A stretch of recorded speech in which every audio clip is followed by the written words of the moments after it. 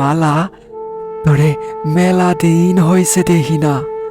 তুই কি জানস, তোরে তোরে এক নজর দেহনের লাইগা আমার পরান্ডা মরার লাহান বাইচা আছে। তোর কোনো পত্র নাই, দেহা নাই। কি হইছে একটু কইবি আমারে? হন মাসি, তোর লাইকা আমারও বড্ড পরাণ পড়ে রে।